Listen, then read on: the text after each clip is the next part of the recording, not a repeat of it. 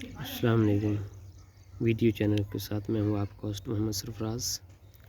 Number 6 پر تلاوت قرآن میں خوف و بقا کی مطلوبیت، فضائل رمضان شریف بتا رہا ہوں۔ قرآن کریم کا ایک ادب یہ بھی ہے کہ اس کو پڑھتے اور سنتے وقت انسان پر خوف اور برکت کی کیفیت بھی طاری ہونی چاہیے، اور یہ اسی وقت ممکن ہے جب پڑھنے اور سننے والے مطالب و معنی سے بھی واقف ہوں۔ اس لیے قرآن کو شعروں کی سی تیزی اور روانی سے پڑھنے کی مانت ہے، جس کا مطلب یہی ہے کہ قرآن کو محض تاریخ و قصص کی کتاب نہ سمجھا جائے، بلکہ اسے کتاب ہدایت سمجھ کر پڑھا جائے۔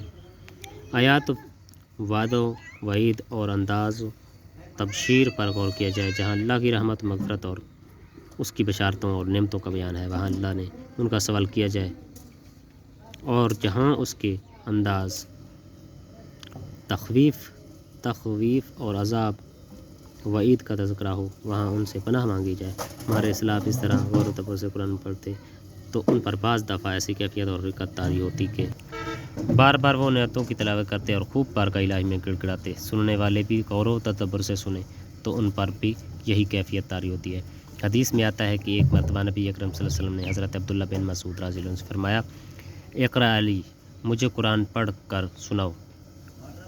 حضرت ابن مسعود رضی اللہ عنہ نے عرض کیا،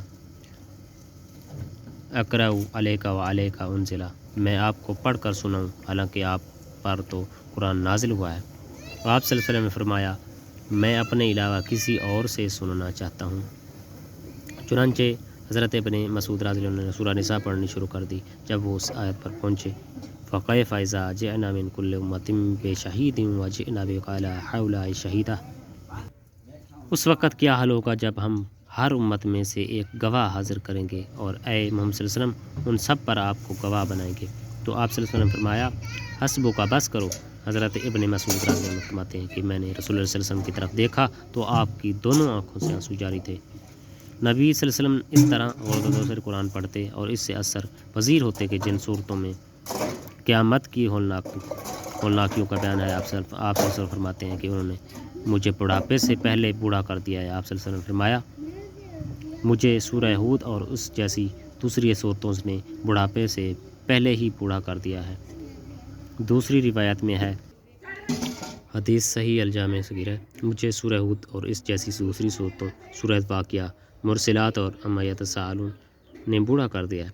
اللہ تعالیٰ کے خوف سے ڈرنا اور رونا اللہ تعالیٰ کو بہت محبوب ہے۔ ایک حدیث میں نبی صلی اللہ علیہ وسلم نے فرمایا، 7 آدمیوں کو قیامت کے دن اللہ تعالیٰ اپنے سائے میں جگہ عطا فرمائے گا۔ ان میں ایک وہ شخص ہوگا جس کی آنکھوں سے تنہائی میں اللہ تعالیٰ کے ذکر اور اس کی عظمت و ہیبت کے تصور سے آنسو جاری ہو جائیں۔ رجل ذکر اللہ خالیا ففاضت عینہ، صحیح بخاری۔ ایک واقعہ نبی صلی اللہ علیہ وسلم نے فرمایا کہ پچھلی امتوں میں ایک شخص تھا، اللہ تعالیٰ نے اس کو مال و دولت سے نوازا تھا، لیکن وہ سمجھتا تھا کہ میں نے اس کا حق ادا نہیں کیا اور وہ بہت گناہ کیے ہیں۔ چنانچہ موت کے وقت اس نے اپنے بیٹوں کو بلا کر وصیت کی کہ میری لاش جلا کر اس کی راکھ تیز ہوا میں اڑا دینا، بعض روایت میں ہے کہ سمندر میں پھینک دینا۔ چنانچہ اس نے بیٹوں نے ایسا ہی کیا۔ اللہ تعالیٰ نے اپنے حکم سے اس کے اجزاء کو جمع کیا اور اس سے پوچھا، تو نے ایسا کیوں کیا؟ اس نے کہا، صرف تیرے خوف نے مجھے ایسا کرنے پر آمادہ کیا، تو اللہ تعالیٰ نے اسے معاف فرما دیا۔ بہرحال اللہ کا خوف اپنے دل میں پیدا کرنے کی صحیح کرنی چاہیے، اور اس کا ایک بہترین طریقہ یہ ہے قرآن مجید کی تلاوت غور و تدبر سے کی جائے اور اس کے معانی و مطالب کو سمجھا جائے اور اللہ کی عظمت و جلالت کو قلب و ذہن میں مستحضر کیا جائے۔ ہمیں عمل کرنے کی توفیق عطا فرمائے، آمین۔